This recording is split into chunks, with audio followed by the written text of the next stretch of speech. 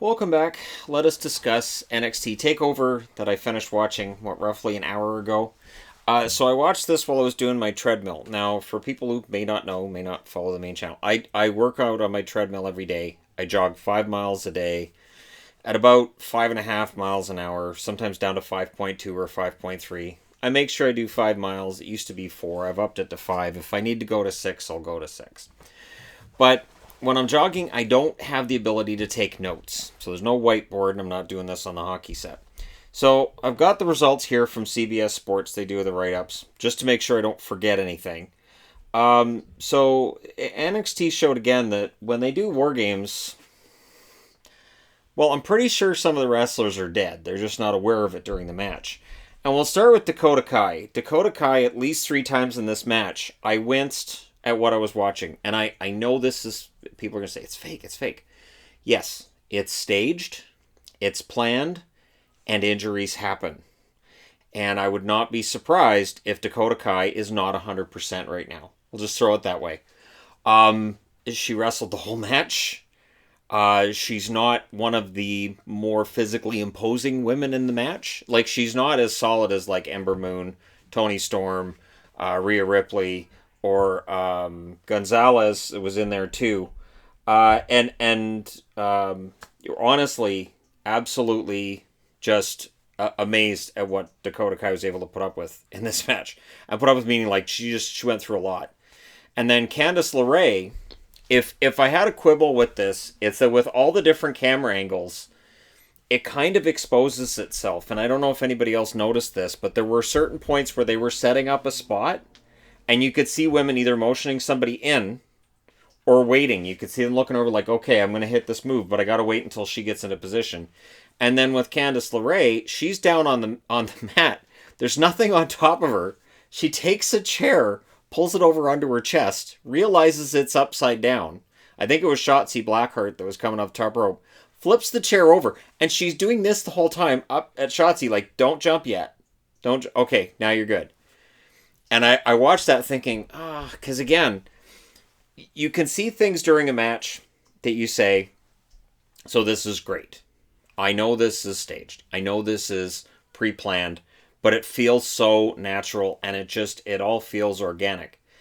And sometimes for some fans, some of the matches where it's what you'd call a spot fest, and these War Games matches can turn into spot fests, where it's one after another.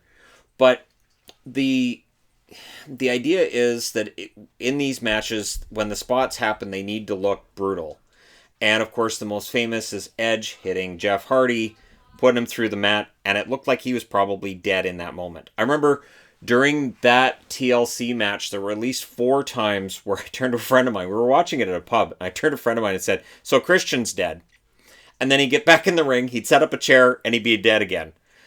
Which brings me to this point. What was Io Shirai doing? Io Shirai gets weapons out from under the ring, and Gonzalez, like, smacks her out of the way. And then she keeps throwing in weapons, and I'm like, okay, seriously, just get in the ring. And then it was to set up this weird spot where she had a garbage can around her, and she kind of fell off, she jumps off, and everybody catches her, because if they don't catch her, she dies. And then she ends up she was in the garbage can, I think, when Dakota Kai jumped off the top, and then Dakota couldn't get the garbage can off of her. And again, I was stuck saying, well, this isn't exactly the way that I think they planned this to go. I don't think this is necessarily the way that this was designed to work, which happens. That's part of the whole business. That's part of what happens. In the end, the bad guys were victorious, which I thought was the right call. You end up with Gonzalez pinning Io Shirai, which of course sets up a women's title match. Gonzalez is going to end up winning that. And I guess we'll see what happens to Io Shirai. I really hope that she doesn't end up on the main roster. I only say that because I saw what happened to Kairi Sane, and it was too bad. It's just, you're from Japan. Asuka's from Japan. You guys should be a tag team. No, that's not how that works.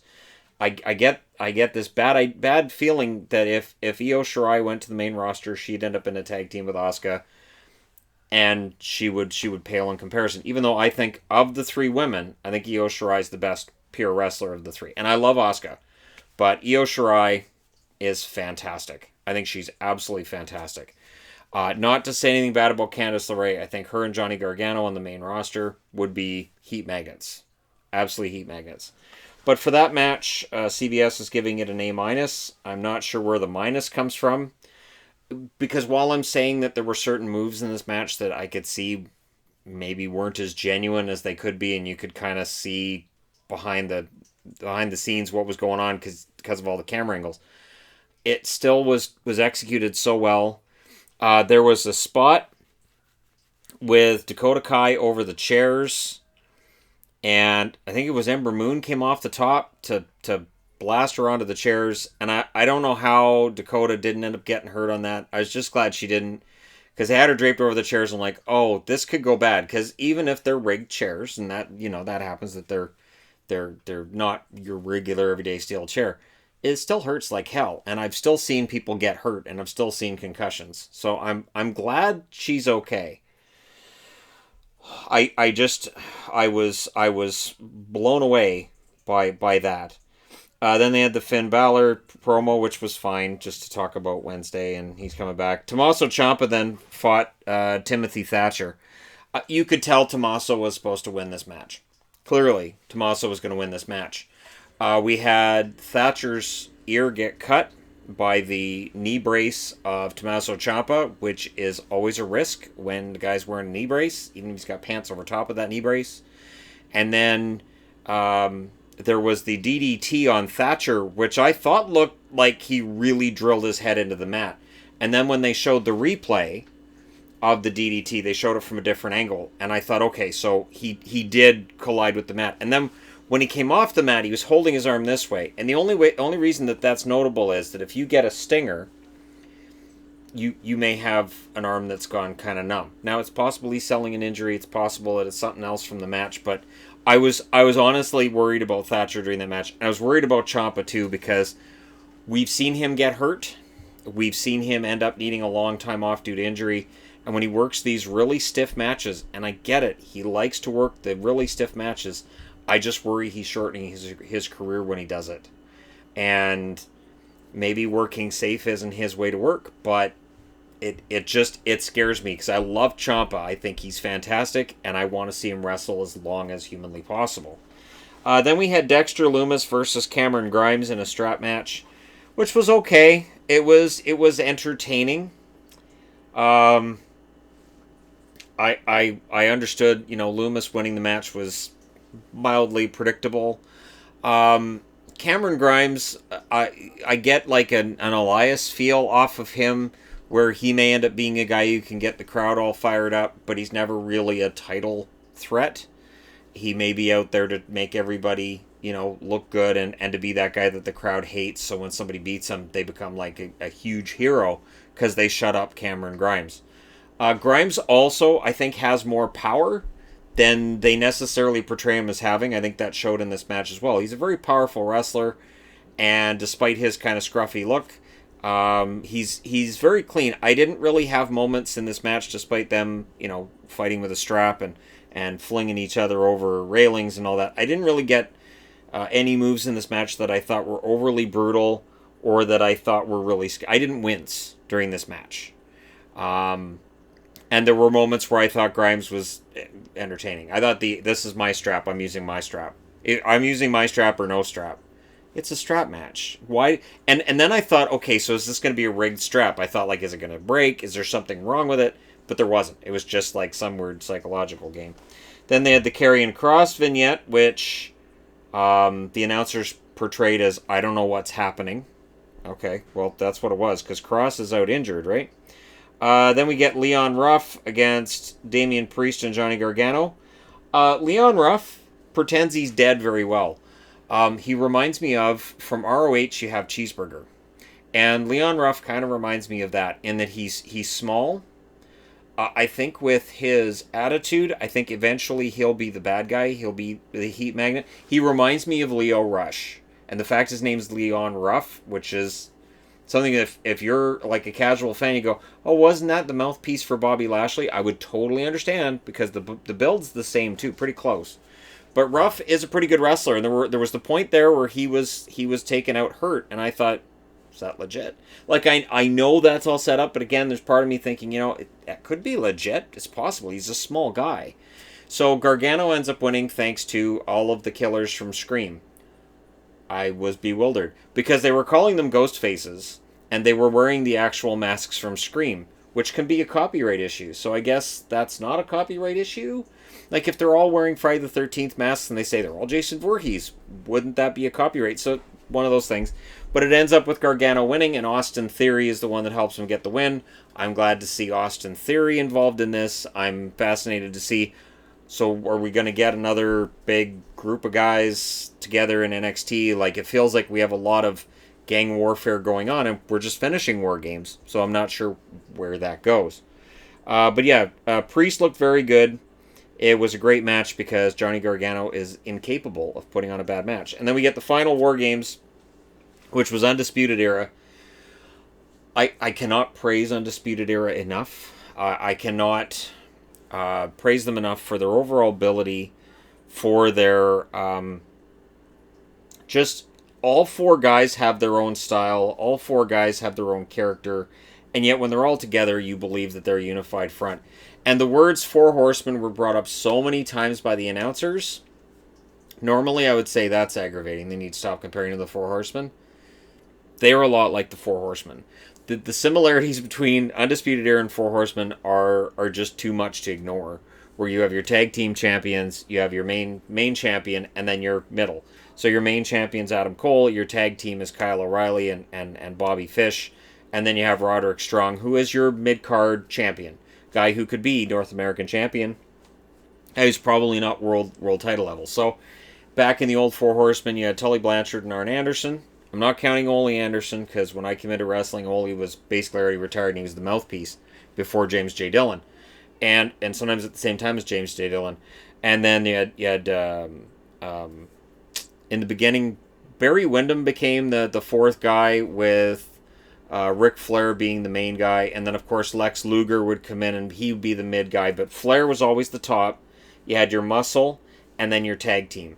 Now, in the case of the Undisputed Era, Roderick Strong, I don't know that he qualifies as the muscle, but damn, he's a good wrestler. And it showed up in this match where they were against Pete Dunne, Pat McAfee, Oney Lorcan, and Danny Burch. Pete Dunne, as a heel, works. Much like Tony Storm in the women's match, as a heel, he's fantastic. I think it's a natural state for Pete Dunne. Love him as a heel. Just like Tony Storm, I think her being a heel, it absolutely works. Especially with Tony Storm. So I've got her picture here. And since that picture of her with Mandy Leon, which is signed by Mandy Leon, not by Tony Storm, she's gained weight, but it's not like, the internet would say, oh, look how big that girl's got. She is just muscular, very, very solid. And genuinely, I get the feeling with Toni Storm now that she's a powerhouse and she could be excellent on the main roster if she gets called up. The biggest thing with Storm is the promo ability. And I think with Dunn, again, some wrestlers aren't fantastic with promos. And Ember Moon is one, too, from the women's side that's like that. Now, when you talk about this men's War Games match, Pat McAfee, who's very good on the microphone, he's still learning the wrestling game. The fact that he took pretty much the same dive that Io Shirai took off the top of the War Games cage, except he didn't do it with a trash can over his head because he's not Io Shirai, so don't do that. I thought he hit the mat pretty hard. It reminded me of at my grad, a guy, dry grad, guy jumped off the stage to stage dive and nobody caught him. And it kind of reminded me of that. And I know guys caught him, but to me it seemed like Pat McAfee hit the mat kind of hard. I did like the psychological side of this match. I really genuinely, at points, wasn't sure that Undisputed Era was going to win. And that's a sign of a good match. When you're not quite sure who's going to win, that's a sign of a really good match. And the way that Undisputed Era won this, it did not weaken the heels in the match. it didn't weaken the heat they're going to have with Pat McAfee going forward. But Pat McAfee, I don't think he's going to be in NXT for long. With Pat McAfee having the name, being known, I think he's going to end up on the main roster sooner than later. And I think he'll be the most hated heel in the company. I think he has a way to get the fans to... Everybody's going to hate his guts. CM Punk was praising his ability to cut a promo, and rightfully so. I think everybody's going to hate him very, very quickly. And I don't think he's going to be in NXT for very long. But we'll see, right? Because in this time, we don't know for sure when guys are going to get called up, how things are going to work, because we're still in this slowdown. They're still not doing tours. We'll see what happens. But I'd be interested to know what you guys thought. I thought it was a great card from start to finish. I thought it again showed that NXT is a show for wrestling fans more than sports entertainment fans. That Raw and SmackDown is for the entertainment crowd, and that NXT is really for the wrestling fans. Let me know your thoughts. Hit like and subscribe if you're browsing your way through. You just happened upon this video. Thank you guys so much for watching, for all your support. I will talk to you again soon.